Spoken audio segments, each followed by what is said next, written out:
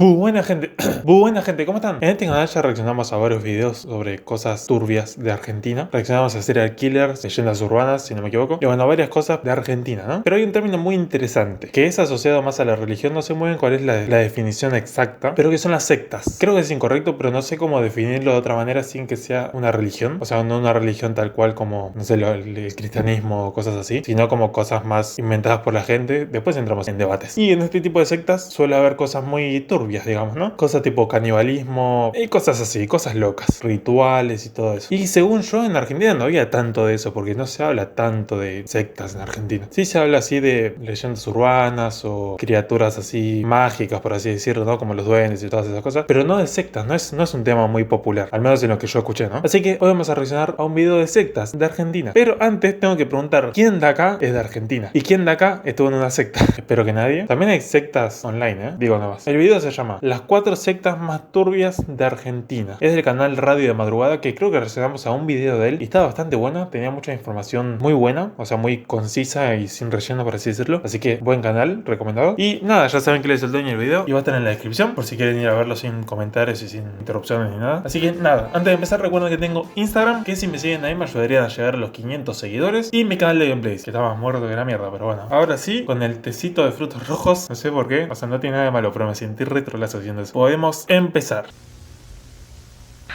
Sí, una secta lo captó. Ah, este sí, Robertito creo que era, o Huguito, algo así, que lo usaron como sacrificio satánico. Lo reaccionamos hace un video hace poco justamente, que creo que le hicieron, encontraron su cabeza. Nada, ahora capaz lo dice, ¿no? Pero bueno, fue un caso bastante turbiazo. Lo secuestró y lo sometió a un ritual satánico en el que terminó asesinándolo.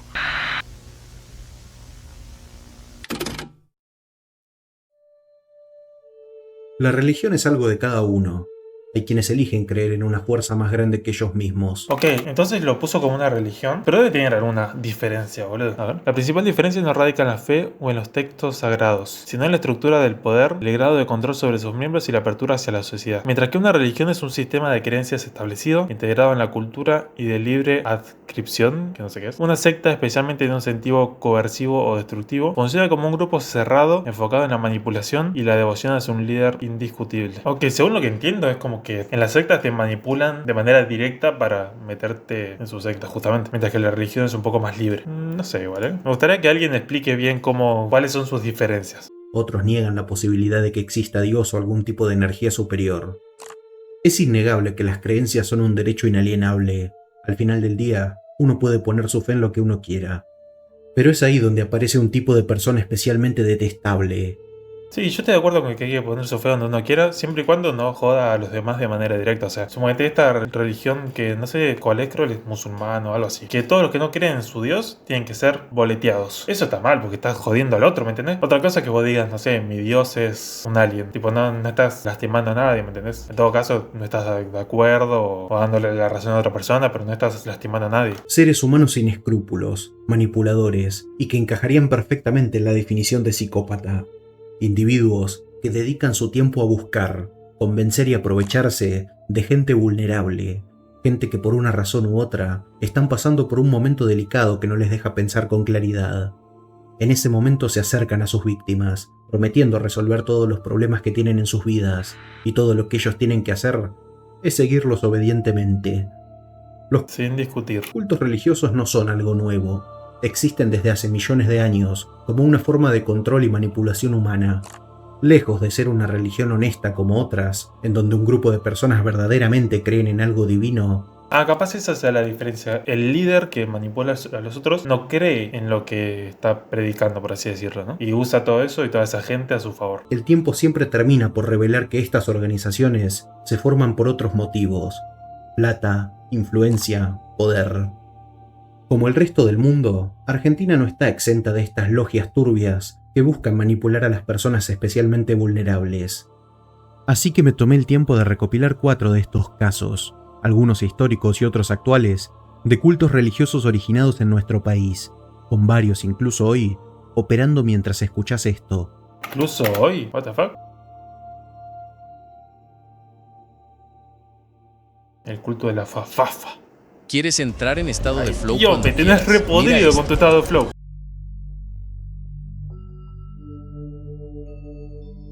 En junio de 2014, Mar del Plata, tomó lugar una campaña de concientización sobre la trata de personas. Pocos sabían los voluntarios del evento y la policía que en ese momento iban a descubrir una de las sectas mejor organizadas de la historia argentina. Según reportes oficiales, O sea, en una cosa sobre estar en contra de la trata de personas, había una secta. un testigo anónimo dio un paso al frente. Parecía ser que la persona tenía mucho para contar, y si bien su declaración no se hizo pública, fue suficiente para empezar una investigación del calibre más alto. Ministerio Apostólico Sion, o Monte Sion, fue el nombre con el que se escondía uno de los cultos más turbios del país. Puertas adentro, el ministerio era una organización criminal, funcionando como una supuesta iglesia evangélica. Acá entra lo bizarro, porque cuando la policía investigó se dio cuenta que la secta tenía su propia radio, que transmitía constantemente para captar gente vulnerable. La radio Está una manipulación, pero a nivel gigante ya, boludo. Sion 101.7. Ahí se podían escuchar mensajes invitando al público a participar de las reuniones en el templo. Se organizaban congresos e inclusive Ok, por ahora no están haciendo nada mal en realidad. Tipo, hay radios cristianas, por ejemplo, creo que hay, no sé, supongo que hay. Entonces, por ahora no es nada malo. Hay que ver qué pasaba ahí adentro igual, ¿no? A ver si dijo algo de trata de personas al principio, así que capaz algo raro había. llegaron a hacer una página web propia con correos y teléfonos de contacto para nuevos ingresos, hasta el punto de crear un canal de YouTube propio. Poco tiempo después se supo quién encabezaba todo esto.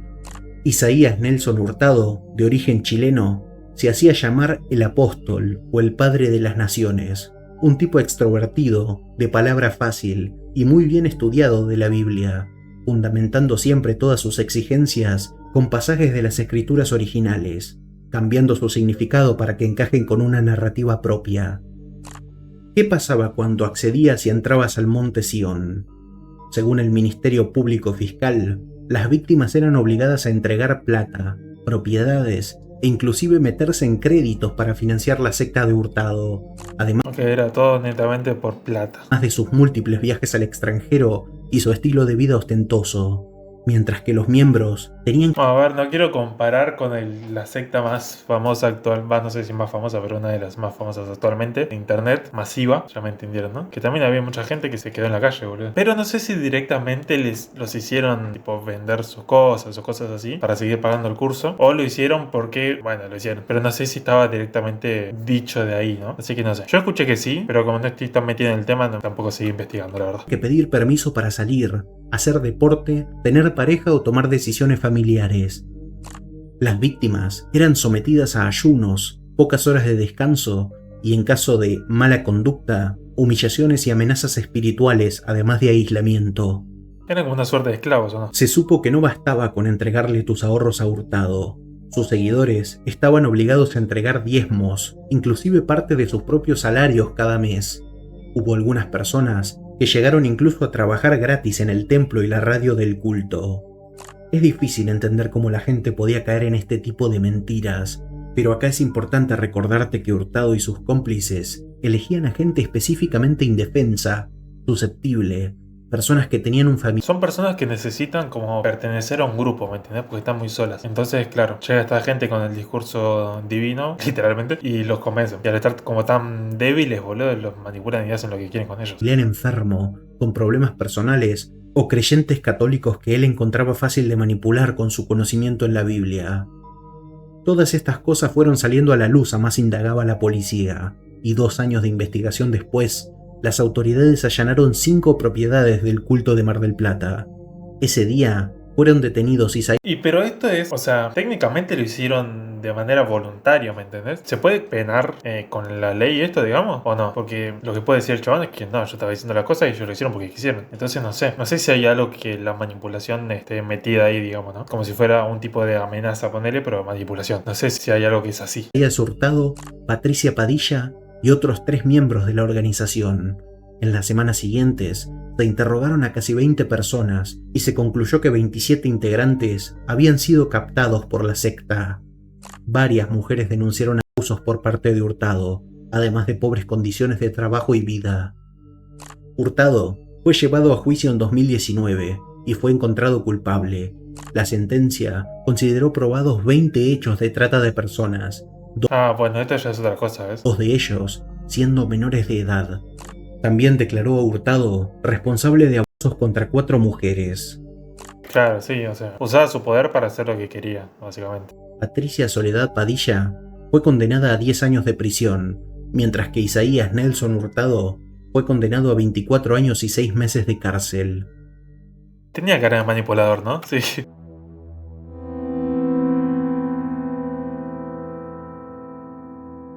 Esta es una secta que nunca fue confirmada como real, pero que igualmente es un secreto a viva voz para muchas personas en el norte del país, a tal punto que es una entrada obligatoria si hablamos de cultos en Argentina. La Salamanca es uno de los mitos más antiguos del país, una supuesta organización que data de finales del siglo XVII, especializada en brujería y rituales paganos para influir en vidas ajenas, fue descubierta por autoridades españolas en Santiago del Estero, Es la macumba actual, boludo. Es el precursor de la macumba. cuando el país europeo todavía tenía control de la región. Pero ¿cuál fue el primer registro conocido de esta secta? Juana Pasteles fue una mujer indígena del pueblo de Tauma, procesada en 1715 bajo la acusación de provocar la muerte del sacerdote local usando supuesta hechicería. Una vez detenida y bajo amenaza de las autoridades, acordó confesar. En ese momento, contó una historia que le heló la sangre a sus captores. Habló de encuentros con entidades sobrenaturales, describió ceremonias religiosas blasfemas para los sacerdotes y confesó tomar parte en estas reuniones secretas a las que nadie más que un grupo selecto de personas tenía acceso. Esto levantó sospechas en el gobierno de aquella época, y con el pasar de los años, se hicieron cada vez Capaz lo dijo para asustarlo, boludo. O sea, yo no dudo que haya como rituales y no sectas, pero rituales así, cosas raras en esa época. Pero al igual que la estaban como acusando de hechicería, ella también puede haber usado el miedo de los rituales como para, así, para zafar un poco más, no sé, o algo así. más arrestos relacionados a la supuesta Salamanca. Hombres y mujeres de origen indígena que eran vistos y acusados de recorrer los montes a la madrugada. Lo curioso era que estas autoridades de la época se tomaban muy en serio esta secta, tan en serio que llegaron a hacerle peticiones a las brujas y brujos que detenían, exigiendo que usaran sus rituales para curar a personas enfermas de la población. A medida que pasaban las décadas, Ok, usaron bien la magia de esa época, digamos. la Iglesia Católica empezó a perder autoridad y se dejó de perseguir a estas personas que se metían en medio de bosques y monte para hacer rituales inimaginables, rituales que eran cada vez más infames entre la gente de los alrededores. Se hablaba de sectas que organizaban ceremonias para causar plagas en los pueblos o enfermar a una persona en específico, de rituales donde los miembros tenían un rango y de lo peligroso que era tratar de meterse con la Salamanca para obstruir su trabajo. Según el folclore, esta organización estaba Y ahora por lo que veo es más como miedo, más que conocimiento sobre lo que pasaba ahí, ¿no? Si es que pasaba. Porque tampoco está hablando de ningún sacrificio humano así tal cual en el ritual, sino que era como para hacer el mal a alguien. Entonces, no sé, lo veo más como leyenda por dichos que se fueron pasando de boca en boca más que otra cosa. Que capaz nació de algo real, de alguien que está, o algún grupo que estaba haciendo algún ritual y alguien lo vio y bueno, se fue haciendo la bola más grande. Pero yo no lo veo como algo tan masivo. dividida y funcionaba como células independientes. Ahora alejada de los montes, tomaban refugios en cuevas y barrancas aisladas de la sociedad, refugios que tenían entradas ocultas o invisibles al ojo humano, pero que la secta usaba para hacer todos sus rituales lejos del público. Se decía que si querías ser un aspirante a la Salamanca, tenías que ir solo o acompañado de un miembro hasta la cueva del culto, quitarte la ropa y abandonar cualquier objeto cristiano que pudiera protegerte. En la entrada solía haber una cruz cabeza abajo, la cual tenías que escupir, golpear o pisar, como un símbolo de renuncia a tu antigua fe. Siglos después, la Salamanca está marcada a fuego en el folclore argentino. Mucha gente jura por su vida que existe, que de verdad estas reuniones sectarias se dan en cuevas y cavernas abandonadas, lejos de pueblos y ciudades. Incluso hasta el día de hoy se dice que sí está. No, tipo, ¿existe alguna secta así grande que perduró durante, no sé, 200 años, por ejemplo? Como cualquier religión normal. ¿O son todas así que nacen con el líder y mueren con el líder? En medio de la nada. Pero a día de hoy, nunca se confirmó a ciencia cierta si estos grupos realmente están ahí afuera.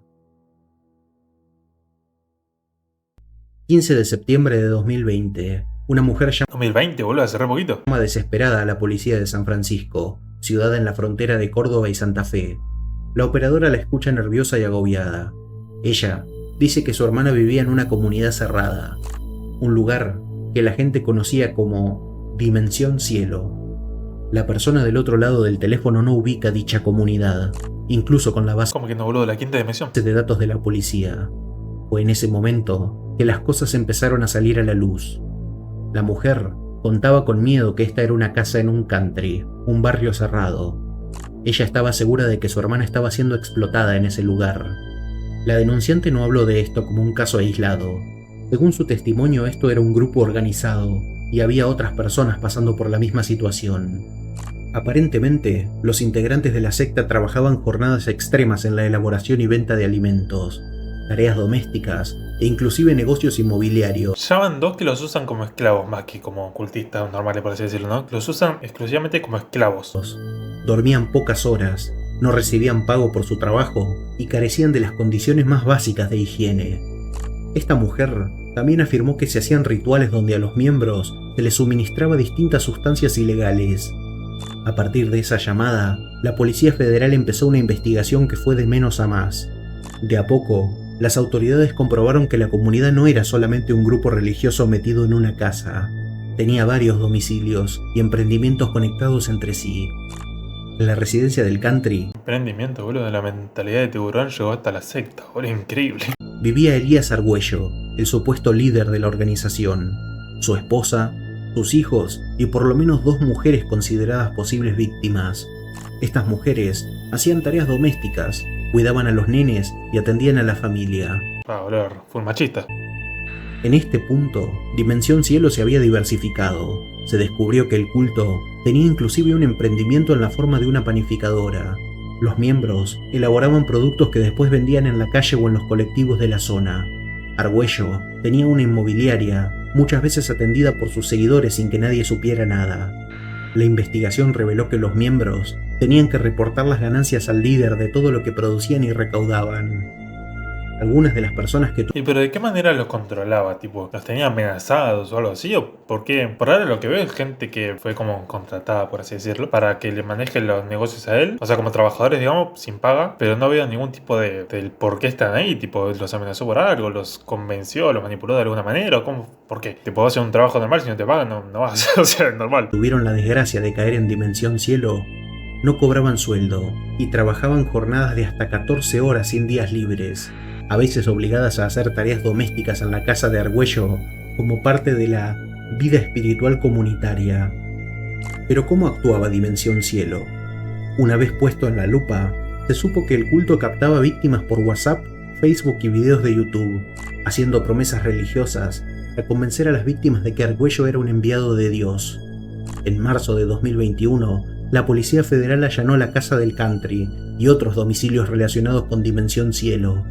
En estos procedimientos fueron encontradas o asistidas 5 personas, incluida una joven de Concordia que llevaba años alejada de su familia, obligada a usar un nombre diferente adentro del culto. En mayo de ese mismo año, un juez consideró que todavía no había evidencia suficiente para procesar a los acusados.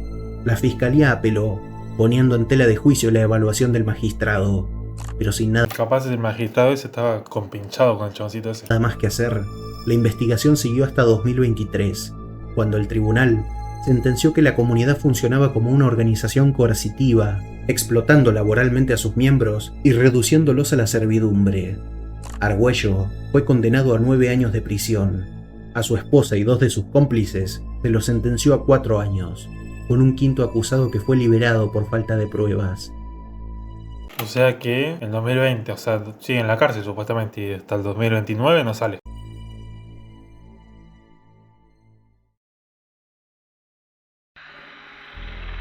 Oh, este fue fuerte, boludo.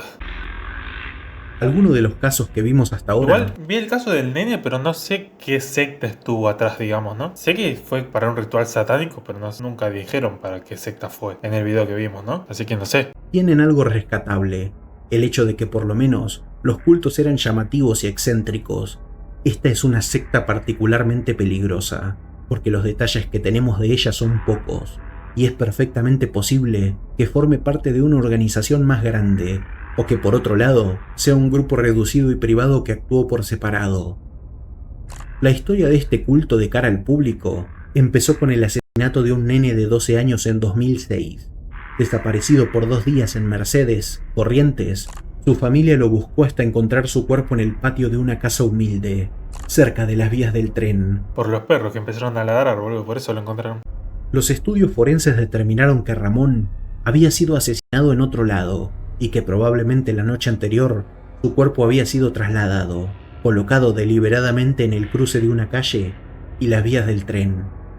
No puedo entrar en ¿Qué detalles. lo hicieron para que pase el tren por arriba de él, boludo? ¡Fua! Va igual, para lo que hace esta gente es como normal, digamos, ¿no? Pero es como re fuerte, boludo, si fuera una persona normal. De lo que le hicieron a Ramón, pero te puedo decir que los forenses concluyeron que fue abusado de varias maneras mientras estuvo desaparecido. Hubo allanamientos en muchas viviendas de los principales sospechosos, allanamientos que permitieron encontrar cuadernos, escritos y un manual de magia Eso es una daga, boludo. negra, entre otras cosas.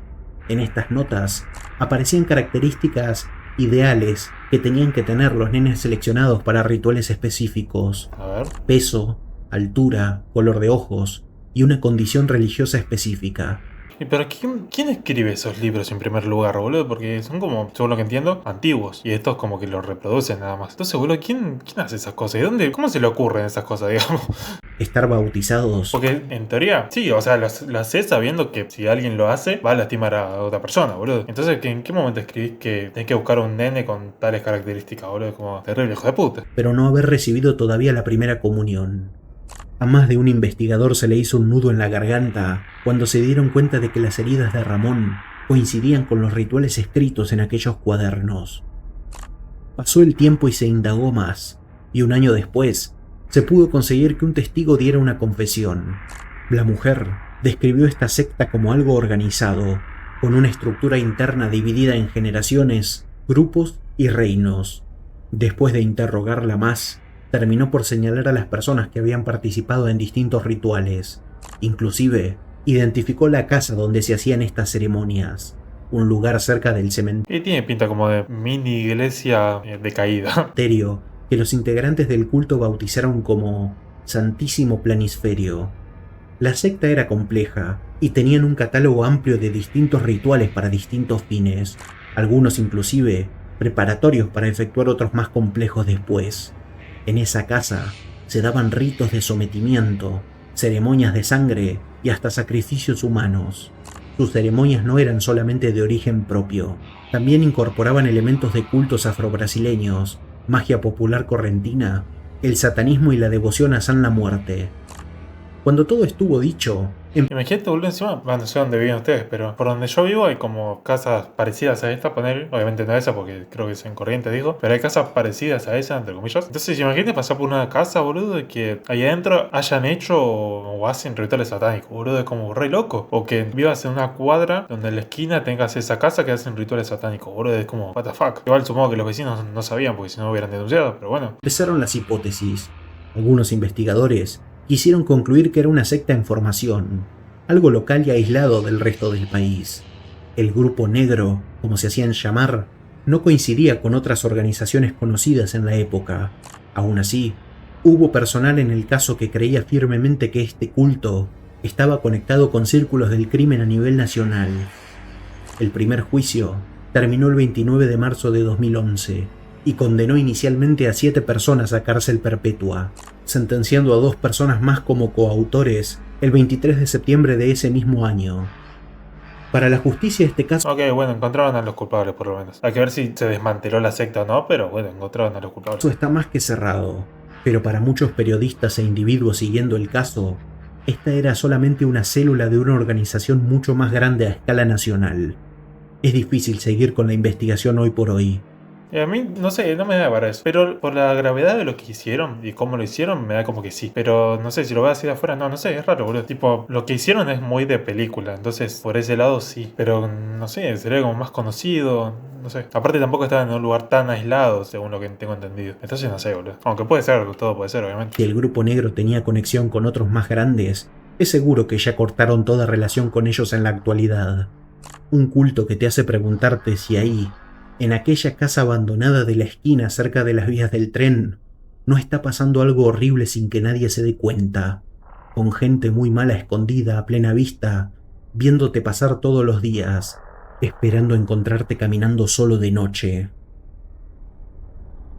Claro, lo que decía, boludo. Hay que ver si los llevan como engañados o los agarran a la fuerza de una, boludo. Seguramente te agarran a la fuerza de una por lo que dijo él, ¿no? Pero bueno, qué sé yo. Buenos casos. Por lo menos no vimos nada de canibalismo. Así que bien. Pero sigue siendo bastante turbio. Sobre todo el último, lo que es el más conocido. Así que, buen video.